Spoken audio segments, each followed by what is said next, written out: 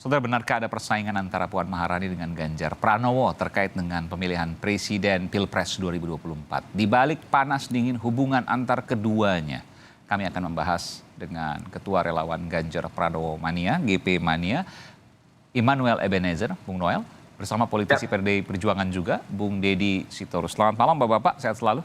Selamat malam. Iya. Saya ke Bung Deddy dulu. Bung Deddy, ini yang diundang DPC terkait dengan pemenangan pemilu. Mas Ganjar nggak termasuk, tapi kepala daerah lain diundang. Bagaimana penjelasannya?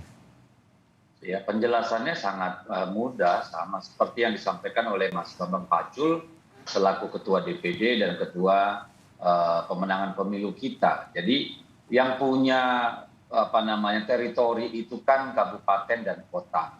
Jadi dan tema pertemuan di Jawa Tengah itu adalah konsolidasi pemenangan pemilu legislatif, menang 3 kali. Jadi memang yang diundang adalah level kabupaten kota, level DPC, dan struktural partai. Jadi ini adalah urusan struktural internal karena Mas Pacul itu kan punya tanggung jawab berat, Mbak Puan punya tanggung jawab berat untuk memastikan Jawa Tengah itu menjadi tetap menjadi rumah bagi banteng. Iya, oke. Soal pemenangannya, soal pemilunya oke, tapi ada kepala daerah lain, semua kepala daerah lain diundang, tapi kepala daerah Jawa Tengah nggak diundang, yang PDIP juga, kan begitu pertanyaannya? Iya, kan tadi saya sudah sampaikan bahwa dalam logika pemenangan pemilu kita, yang punya teritori itu adalah kabupaten kota. Ya, yang langsung bergerak dengan akar rumput, yang namanya DPC, PAC, ranting anak ranting itu adalah ketua DPC dan kepala daerah kabupaten kota. Nanti kalau dia levelnya daerah tentu gubernur akan diundang gitu. Baik. Jadi bupati, wali kota diundang untuk menangan, gubernur nggak usah dulu. Bung Noel, komentar Anda? Ya, kebetulan memang itu acaranya level struktural. Tadi apa yang disampaikan Bung Deddy itu benar adanya. Tapi saya punya keyakinan lah bahwa pada ujungnya, apalagi kita lihat beberapa lembaga survei menyatakan itu dipertanggungjawabkan ya, lembaga survei ini kan melalui riset yang bisa dipertanggungjawabkan. Kalau PDIP salah ngambil kebijakan dan salah mengambil keputusan, itu dampaknya pasti ke elektoral. Ini ngancem ini, maksudnya kalau Ganjar nggak dicalonkan pasti akan berpengaruh bagi PDIP. Anda mau mengatakan gitu kan? Tidak mau mengancam sih, tapi mengingatkan lah, biar gimana pun kan kita sangat sayang dengan, kita ingin ke depan nanti selain PDI, demokrasi ke depan itu kita lebih matang lah. Walaupun kita lihat Mbak Puan ini kan sosok perempuan yang sebetulnya dalam konteks demokrasi keterwakilan perempuan itu penting. Jadi Anda memberikan saran kalau nggak, bukan ngancam deh, saya koreksi, bukan ngancam deh. Anda memberikan saran kalau nggak nyalonin Ganjar, hati-hati loh, PDIP bakal jeblok gitu ya. Nah, kira-kira begitulah. Biar tidak nadanya mengancam, ya jangan sampai salah ngambil pilihan. Karena apapun kita lihat hari ini, Mas Ganjar kan sudah dicintai oleh rakyat ya, di mana-mana, ulama, kiai, pesantren, petani, buruh itu secara genuine mendukung Mas Ganjar. Nanti saya tanyakan soal itu ke Bung Deddy, tapi saya tanya dulu apa kaitannya dengan tidak diundangnya Mas Ganjar di acara Mbak Puan? Pertama, Mas Ganjar kan memang lagi ada acara juga. Nah, kebetulan itu ada acara launching tentang desa bersih narkoba. Gitu. Jadi ya Mas Ganjar tidak hadir karena ada acara. Kan beberapa kali juga ada acara yang sama misalnya di Jawa Tengah. Motif politik, saya yakin tidak ada motif politik apapun dalam hal itu. Walaupun beberapa kali misalnya ada acara di mana ada Mbak Puan, di situ nggak ada Mas Ganjar. Karena kita lihat gini, pernyataan Bambang Pacul kan tidak lagi mengeluarkan pernyataan-pernyataan basis sinisme. Selama ini kan selalu Bambang Pacul kan melakukan berkaitan dengan Ganjar, itu pasti sinis. Kali ini kan no comment. Ukurannya gitu aja. Artinya apa? Saya lihat ukuran politiknya ya. Bambang Pacul tidak melakukan ofensif secara politik dengan nada yang sinis. Jadi ya kesimpulannya bahwa konsolidasi PDIP, apalagi temanya tentang menang spektakuler 2024, hat-trick. Artinya apa? PDIP tidak akan mengambil pilihan yang salah selain Mas Ganjar. Dan Mbak Puan ini kan seperti Nancy Pelosi-nya Indonesia, Ketua DPR RI yang memperjuangkan si Uban dari Jawa Tengah, Joe Biden-nya Jawa Tengah lah kayak gitu. Si Uban, oke. Maksudnya Mas Ganjar gitu ya, Joe Biden. Jadi maksudnya ini udah mulai melunak dan Anda yakin bahwa Mas Ganjar yang akan diusung di PDI Perjuangan walaupun belum Saya yakin sekali gini, Ya, oke. PDIP ini kan dipimpin oleh ketua umum partai yang rasional, bukan emosional. Kalau emosional pasti dia milih anaknya, tapi kan tidak. Dia mau Oke. hat-trick 2024, dia mau menang. Oke. Nah, hasil riset lembaga survei sudah menekankan bahwa kalau PDIP tidak mengusung sosok yang tidak memiliki dampak elektoral, pasti PDI nyungsep. Iya. Itu kan versi pernyataan Anda, kalau lembaga versi Mbak survei. Puan beda lagi kan 2024 disebutin Mbak Puan bahwa akan ada presiden perempuan. Ya nggak apa-apa ya, gini, keterwakilan perempuan dalam konteks demokrasi itu bagus. Saya senang dengan semangatnya Mbak Puan. Tapi kan hari ini kan kita lihat elektabilitas Mbak Puan kan belum juga naik. Tapi saya tidak mau juga bilang bahwa Mbak Puan tidak punya potensi. Tapi hari ini kita lihat elektabilitas Mas Ganjar yang hari ini mumpuni, ya pilihannya yang paling mungkin untuk memenangkan PDIP sebagai partai. Ya, hanya. Apalagi kita lihat Mas Ganjar ini kan pasti punya dampak elektoral buat PDIP sendiri. Kotel Gitu. efek, oke. Kotel efek, betul. Efek ekor jas. Jadi kalau salah, jeblok PDI Perjuangan. Nah, kira-kira begitulah. Bung Mas Deddy, Emma. jangan sampai salah. Salah pilih, nggak pilih Ganjar Pranowo, PDI Perjuangan, pemilunya bakal jeblok. Ya, saya kira bagi PD Perjuangan kalau dikait-kaitkan dengan Pilpres pada saat ini, itu masih jauh panggang dari api ya. Karena realitanya tidak pernah ada pembicaraan satu kali pun terkait dengan Pilpres di internal PDI Perjuangan. Oke, tapi saya pertanyaan tadi dulu. Kalau seandainya PDIP tidak milih Ganjar Pranowo, maka kondisinya jika hari ini nih ya, kita nggak bicara karena kan nanti ada bulan depan, 2 bulan lagi dan seterusnya. Bicara hari ini, kalau nggak milih Ganjar Pranowo, nggak menunjuk Pak Ganjar Pranowo sebagai capresnya, maka PDI Perjuangan akan jeblok perolehan suaranya di pemilu 2024. Ya, premis itu harus kita uji kan. Oke, Yang artinya pertama, saya Anda nggak kira mengiyakan tapi juga nggak dengar membantah dulu juga dong. nih. Dengar dulu. Sampai hari ini semua survei yang ada tidak menyangkut pautkan pemilu legislatif dengan calon presiden. Artinya tanpa disebut siapapun capres ya, sejauh hasil survei yang ada, PDI Perjuangan tetap berada pada posisi puncak. Iya betul, Jadi, tapi kan ada ilmunya belum kotel ada- efek. Ntar dulu dong. Kotel efek juga kan bisa by disguise berdampak, tidak terlalu berdampak. Kalau kotel efek kemudian berdampak, maka partai-partai lain pendukung Pak Jokowi. Itu kemarin hasil juga- disertasi yang kemudian selalu diuji benar bahwa ada efek ekor jas ketika kemudian apalagi sekarang kan kita bicara soal pilpres dan pileg yang bareng. Kalau seandainya salah sosok kan pasti kemudian juga berpengaruh pada perolehan suara dan itu sudah merupakan hasil disertasi dari jurnal-jurnal yang kemudian kita tahu. Ya nanti kan diuji oleh waktu. Tapi PDI Perjuangan harap diingat, PDI Perjuangan adalah partai ideologis, partai kader. Kita tidak pernah berpikir bahwa pemilu itu semata-mata soal kemenangan, tetapi juga soal prinsip, ya, soal keteguhan kita terhadap proses dan prosedur yang ada yang kita percayai akan membawa partai ini tetap eksis gitu ya. Jadi kita percaya pada kekuatan partai. Bahwa apakah nanti kalau di luar calonnya tidak disukai oleh kelompok seperti Noel dan yang lain yang jadi calon presiden, ya itu nanti biar aja zaman yang akan menguji gitu loh. Jadi kita juga sampai hari ini seperti saya katakan, kita nggak mau berandai-andai lah.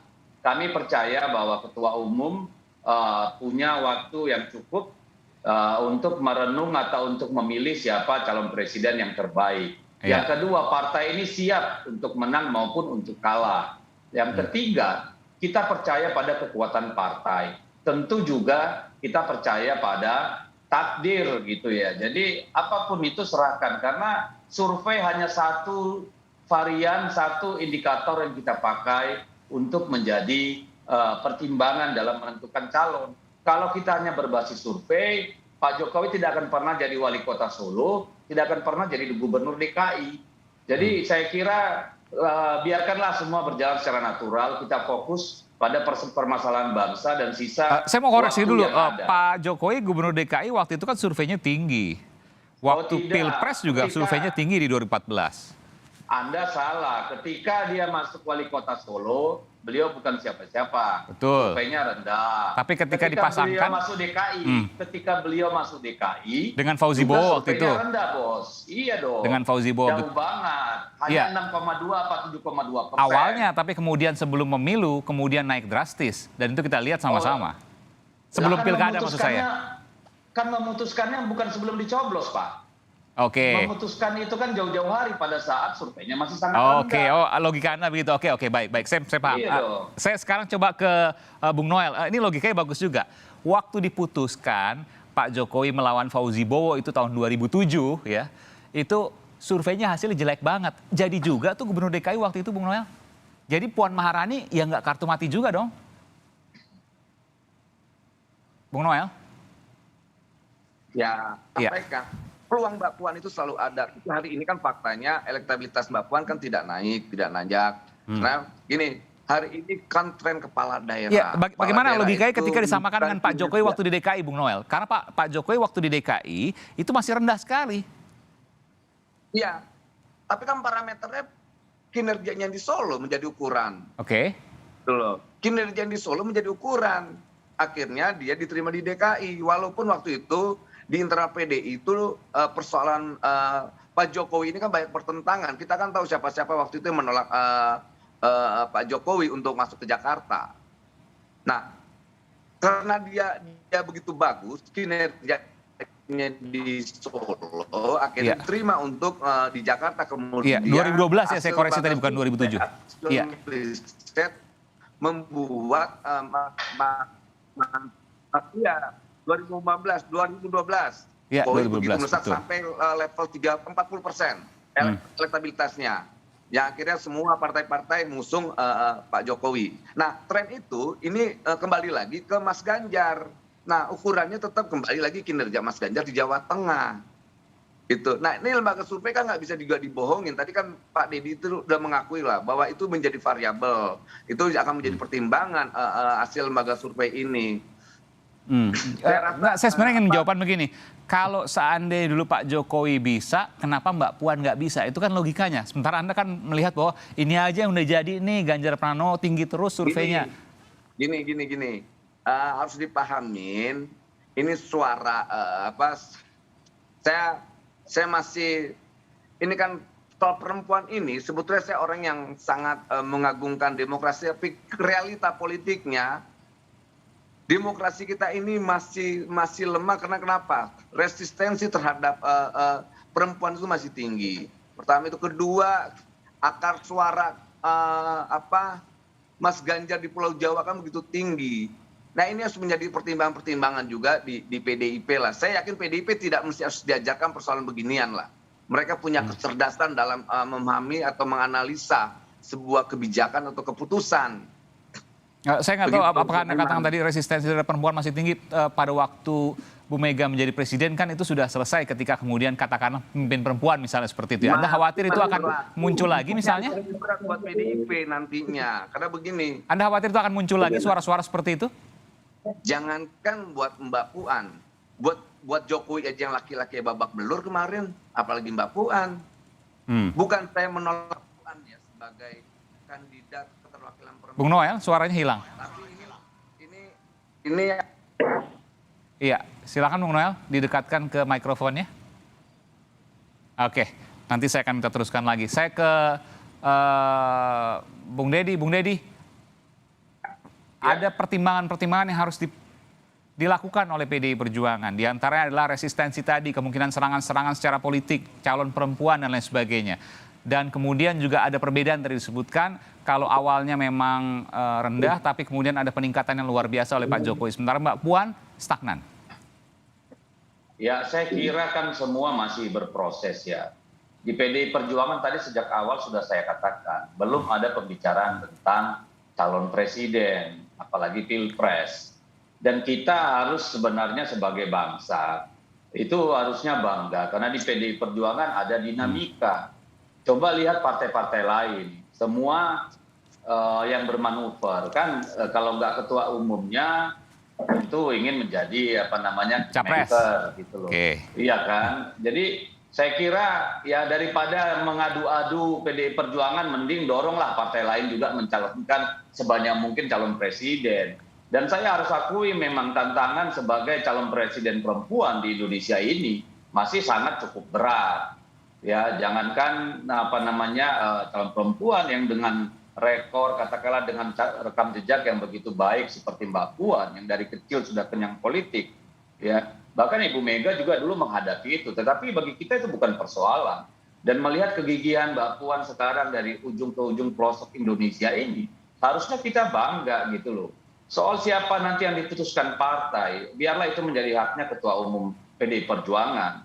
Dan biarlah nanti rakyat yang mengadili apakah keputusan itu adalah keputusan yang benar atau tidak. Kami di PDI Perjuangan siapapun yang dipilih oleh Ibu Mega, ya itulah yang terbaik gitu. Oke. Terakhir Bung Noel, apa yang bisa disampaikan? Ini tadi sudah disampaikan sarannya, apalagi mungkin yang bisa disampaikan pada PDI Perjuangan terkait dengan Puan, saya harus katakan ya boleh ya, Puan versus Ganjar. Halo? Ya, silakan Bung Noel. Puan versus Ganjar, Anda setuju nggak itu? Gini, karena Mas Ganjar ini sudah mendapat dukungan rakyat, apalagi kalau PDIP partai ideologis, saya sangat yakin sekali kalau partai yang ideologis pasti mendengar suara rakyat, bukan suara struktur partai. Biar gimana pun hari ini suara rakyat menjadi pertimbangan ideologis PDIP. Jika PDIP memang ingin hat-trick ataupun menang secara spektakuler, pilihan yang terbaiknya adalah Mas Ganjar. Karena biar gimana pun itu mempunyai dampak elektoral lah ke PDIP itu sendiri. Ketua Umum Relawan harus ngomong seperti itu, tapi tidak mendukung Ganjar, ya jangan salahkan rakyat. Ketika 2024 nanti PDIP akan ditinggalkan. Baik, ya Ketua Umum Relawan harus bicara seperti itu, dan itu sah-sah saja meskipun PDI Perjuangan punya keputusan sendiri dan punya pertimbangan sendiri. Meskipun akhirnya nanti seperti apa, ya nanti kita lihat sama-sama. Terima kasih Bung Noel Immanuel Ebenezer, Ketua GP Mania Ganjar Pranowo Mania, dan juga politisi PDI Perjuangan Bung Deddy Sitorus. Terima kasih, selamat malam, sehat selalu Bapak-Bapak.